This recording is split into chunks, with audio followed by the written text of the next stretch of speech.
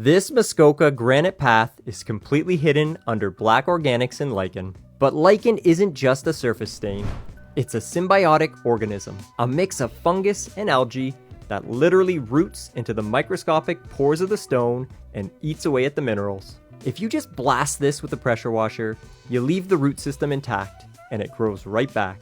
Today, I'm going to show you the exact industrial chemistry required to break that biological bond and restore this stone while keeping the lake completely safe.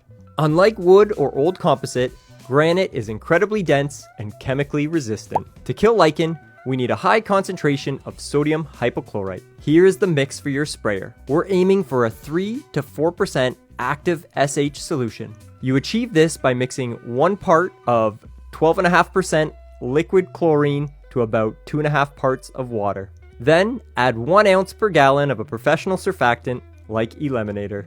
We apply this and utilize the time and chemical aspects of Center Circle. Have it dwell for a good 15 to 20 minutes. You will physically see the lichen turn white as the chemical breaks the biological bond at the root.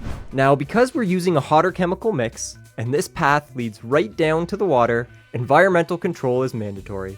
We never let this runoff enter the lake. Before we start, we just lay down a simple water bag across the bottom of the pathway. It acts as a flexible dam and diverts all of our chemical runoff sideways into the soil and grass. Once sodium hypochlorite hits the organic load in the soil, it rapidly breaks down into simple salt water, completely protecting the lake ecosystem. First principles cleaning means controlling your environment. To apply a hot mix like this safely, you need a sprayer with chemically resistant Viton seals. I've linked the exact professional sprayers and those water diversion bags in the description on my Amazon storefront. Once the chemistry has done the heavy lifting, the rinse is the most satisfying part of the job.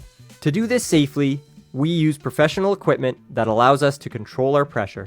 I use something called a dual lance, which allows me to open and close a bypass valve to get the exact pressure I need so I'm not hitting that stone any harder than it needs to.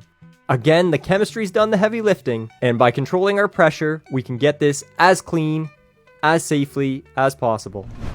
The granite looks brand new, and it's completely slip-free.